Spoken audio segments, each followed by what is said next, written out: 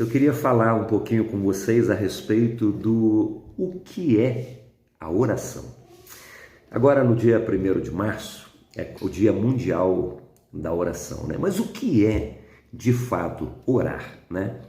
E se você for para um sinônimo assim bem simplório, né? Orar é falar com Deus ou se aproximar de Deus por palavras ou por pensamentos, ou seja, orar é se conectar com Deus, é estar com Ele, né? Conversando com Ele.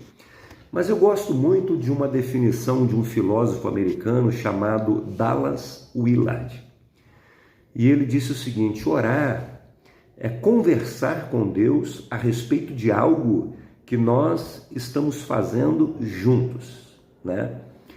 Mas se eu fosse definir a oração assim para mim, né? Eu diria que ela é o poder de Deus para fazer a diferença e a mudança em todas as áreas da nossa vida, em absolutamente todas as coisas e circunstâncias que aparecerem diante de nós. Ou seja, orar vai fazer toda a diferença. E eu vou exemplificar para vocês. Eu creio absolutamente, biblicamente, que a oração ela tem o poder de fazer duas coisas. A primeira, eu vou exemplificar para vocês indo lá para Atos 12. No verso 5 vai dizer: Pedro está preso, a igreja toda está orando por Pedro, né? E ele está lá na cadeia.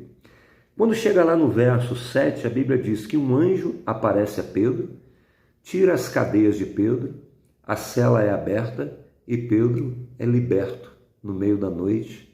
Do nada, ele sai pela porta da frente andando e ele vai se encontrar com a igreja que estava orando. Ou seja, a primeira coisa que a oração tem o poder de fazer é mudar situações.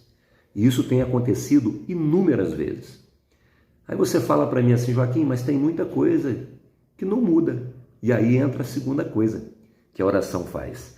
Mateus 26, verso 36, 39, aliás, verso 39, 42 e 44, Jesus ora pedindo assim: Senhor, se for possível, passa de mim esse cálice. Pai, passa de mim esse cálice. Ele pede 3 vezes.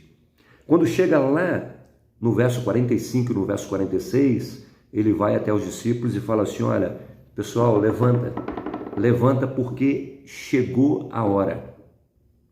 Chegou a hora de quê? Chegou a hora de enfrentar o cálice que o Pai não quis passar dele. Então aqui aconteceu aquilo que a oração tem poder para fazer em segundo lugar. Se Deus não muda as circunstâncias, Ele muda o nosso coração para enfrentar aquilo que vem. Ele fez isso ao longo de toda a palavra de Deus. Ele mudou o coração de Paulo para enfrentar a morte, ele mudou o coração de Estevão para enfrentar a morte, ele mudou o coração de João para enfrentar o exílio em Patmos, ele mudou o coração de todos os seus servos. Ou seja, ou Deus muda a situação, ou Ele muda o nosso coração. Porque a nossa oração é ouvida, ela é pesada por Deus e ela é respondida. Então, ela é o poder de Deus na nossa vida. É isso que é a oração.